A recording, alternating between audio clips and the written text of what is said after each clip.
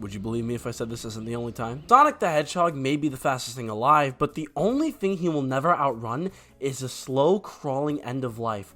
Watch out, Sonic! He's behind you! Now, I'm not talking about every single Sonic character under the sun, otherwise Chalmex would probably get me before I can say uncle. I'm strictly talking about the main man, the head honcho, Sonny Maurice Wachowski. Sonic has swapped spit with death on more occasions than you may think, and in more media than you may think. He's done it in the games, the comics, and even the live-action movie. No, he didn't get shot down in Mario and Sonic at the Rio 2016 Olympic Games, but there are many other pieces of media where it's gotten pretty close to that. So, since apparently this isn't specifically a very popular discussion currently, I've decided to go over nearly every single time Sonic the Hedgehog has died.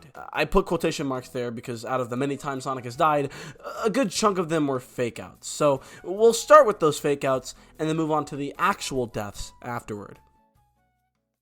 Let's start at the beginning of the end. Again. Sonic Adventure 2 had Sonic and his friends flying towards Eggman's grandfather's space station, the Space Colony Ark, to insert a fake Chaos Emerald into its core and destroy it. However, just before Sonic can do so, Eggman holds Amy hostage and puts her at gunpoint. What is this game? Eggman says if that Sonic puts down the emerald, he'll release Amy. Since Sonic believes Eggman thinks it's a real emerald, he agrees. However, Sonic is placed inside a capsule with the fake emerald, and Eggman's all like, "You thought you could trick me with that fake emerald, didn't you?" And then Tails is all like, "So, how did you know it wasn't the real one?" And then Eggman's like, "Because you just told me, fox boy." And then Tails realizes he's a freaking idiot. The capsule is sent plummeting towards the planet below just before it explodes. Sonic along with it.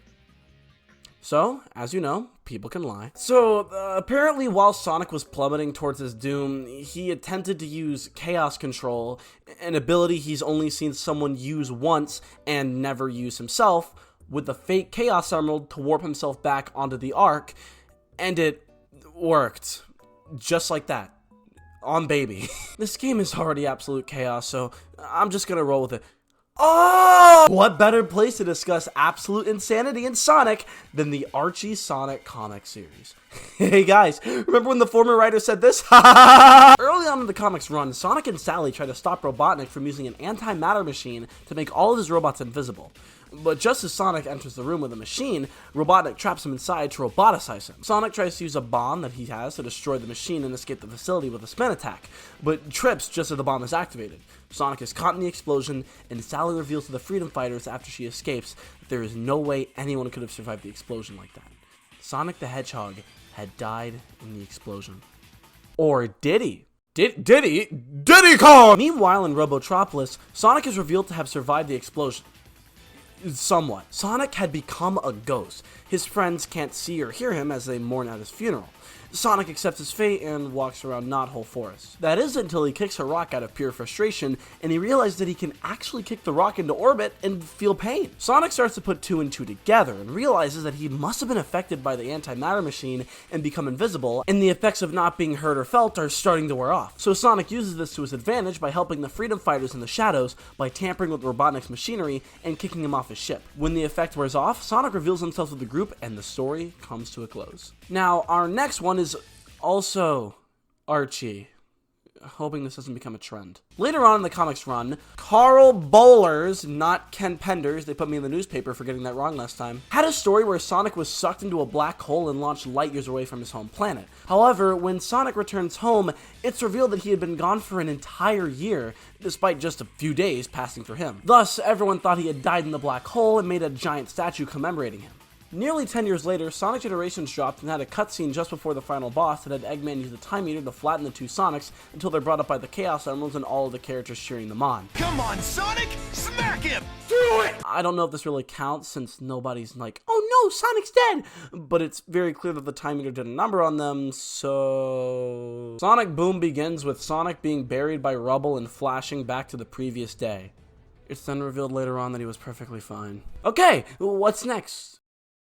The Sonic movie! In the 2020 Sonic film, Sonic gets a little bomb stuck to his glove, but instead of getting rid of the glove, he tries to get it off of the glove because we have to accommodate for this monstrosity. Sonic gets it off and puts it on a rock, but he gets a little cocky and doesn't realize that the bomb is about to blow up behind him, and he gets knocked out. It isn't until later on in the movie when he inhales smelling salts that he's brought back up and makes a Dwayne Johnson joke. A similar thing happens again where Sonic is being chased by Robotnik, and just before he can escape through a ring through Green Hill, he gets shot by a laser and gets knocked out again. This time, they genuinely all believe Sonic has died. It isn't until James Marsden gives the "he was my friend" speech that Sonic gets his funny electric powers and wakes back up. Alright, now we move on to the IDW comics. That counts, right? When Dr. Eggman unleashes his metal virus onto the world, Sonic is one of the first to get infected. However, he can delay fully succumbing by running off the infection. That is until the very end, where the virus starts to adjust to Sonic and starts fighting back harder. And just before Silver can get in the last emerald, you see him slowly become a zombie. You see? That's considered dying, right?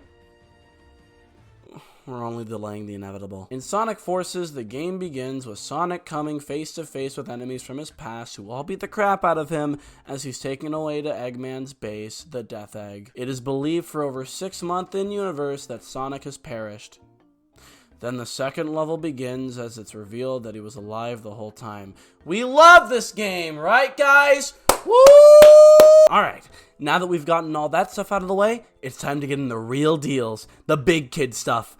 The actual deaths. Shadow the Hedgehog. Such a wonderful game that I dislike so much. This game is known for having multiple different playthroughs for you to experience. Or 326 specifically titled playthroughs to be exact. Within these playthroughs are 10 different possible endings. There's both the pure dark and semi-dark endings, and both of these endings showcase Sonic the Hedgehog pinned to the floor after being defeated by Shadow in the fight against the former and a government mech. As Shadow claims that he'll destroy the planet and drops a swear word in there or two, after his maniacal laughing, it's assumed that Sonic dies as we're greeted to the worst Sonic the Hedgehog song of all time. Next up is, oh, come on! This death takes place in an alternate universe where Robotnik has long since been defeated, and Sonic is now the king of Mobius, is married to Sally Acorn, and has 2 kids. Not to be confused with the Giga Chad Sonic, who's married to Sally Acorn and has 2 kids. You see, this Sonic is from the Prime universe, is the leader of the future Freedom Fighters, and dethroned Shadow the Hedgehog after a time travel.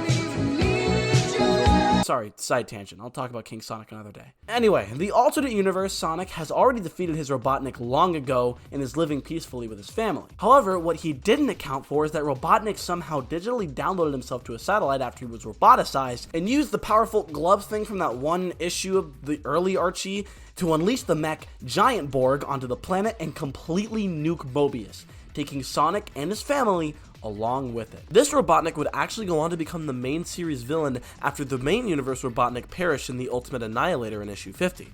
Okay, now that that's done, So, you know how I said the Prime universe had the Giga Chad Sonic who I want to talk about so freaking badly? Well, that's only one side of the story. That takes place 30 years after the main comic series in what's called Light Mobius, which is essentially the equivalent of a good future from Sonic CD. Now, in Sonic CD, if there's a good future, then that means that there's also a bad future. So, what did the bad future look like for Mobius? Yeah. This is Dark Mobius, an alternate timeline where Knuckles, possessed by Enerjack, completely demolished the planet and has to be stopped by Silver and a few ragtag freedom fighters. At the end of the first part of the series, we get a full shot of Enerjack in front of dead bodies of multiple characters that we all know. Surprisingly, they haven't rotted away yet, but okay. Among the Princess Sally's and Dr. Eggman's is a lone Sonic the Hedgehog. Eyes red, pupils unseeable. If he isn't dead, he must be pretty talented at looking like he is. But of course, what's a Sonic death more iconic than the one, the only, Sonic 06? In Sonic 06, Sonic gains a very high appreciation from Princess Elise. The two start to get a close bond throughout Sonic's campaign of the game. You see, 10 years prior to the events of the game, the Duke of Soliana, Elise's father, sealed the monster Iblis inside Elise to prevent it from destroying the world. The only caveat was that Elise was not allowed to cry. Ever. If she were, it would unleash Iblis onto the world, engulfing it in an eternal flame. Of course, Mephiles the Dark, one of the main antagonists, wants this to happen so he can merge with Iblis and become the all-powerful being Soloris. But how is he going to do that? If Elise hasn't cried for over 10 years, how is he going to break her? Would you believe me if I said this isn't the only time? We just went through like multiple occasions. Mephiles impales Sonic from the back, taking the final breath out of the Hedgehog. Sonic the Hedgehog is dead. Elise cries, releasing Iblis and allowing Mephiles to fuse with him and become Soloris, leaving the universe stuck within time. All of Sonic's friends gather together to realize that he was only playing it up for the camera. He isn't actually. What? Oh, he's dead! No power of friendship, no shouting at him to bring him back. He's dead. Straight up. But, of course, there's a catch. Elise feels Sonic's presence in the wind, and everyone comes to the conclusion to find the 7 Chaos Emeralds and bring him back to life. Alright, I don't know how the Emeralds are going to bring him back. They've never been able to do that before, but I'll roll with it. After 7 grueling stages that I never want to see again, all the Chaos Emeralds have been gathered. As Sonic's body rises with the Emeralds, Elise wishes to the Emeralds to bring him back.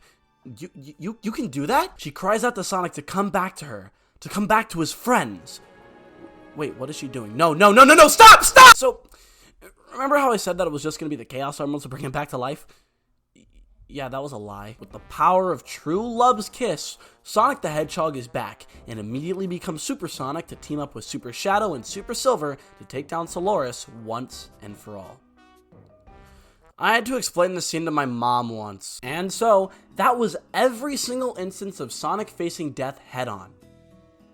Every single instance. If we were to count the tally of the proper deaths discussed today, that brings the death count to a measly 4. However, if we count the fake-outs and technicalities, that brings our total to 12.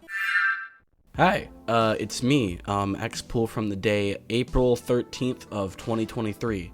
The following that you just heard was recorded before the release of a game that would fit perfectly in this video, The Murder of Sonic the Hedgehog. That game features Sonic the Hedgehog in a murder mystery party with his friends Amy, Tails, and all the people, and he appears to seem very dead to the microwave guy. He can't feel a pulse on him. He's like not responding whenever he's murdered, even though like he could just respond to him. It's just a game. He ends up fine at the end of the game. But it's heavily implied that he was either like majorly injured or actually did die. So the total tally would be 13 for technicalities. I guess I just should have had better hindsight to know that on March 31st, 2023, Sega would release a game called The Murder of Sonic the Hedgehog. That is my fault, and if you have already commented that I missed Murder of Sonic, you're dumb because you didn't make it to the end of the video. Dang, Sonic has died a good couple of times. I wonder how it feels. Now you see, this is where most people are expecting me to have a joke where Death from Puss in Boots shows up to my door or something, but that's where you're wrong. I live in the afterlife. The only way I can die on the inside is if I were to make an uncle joke. Hey everyone, Chow.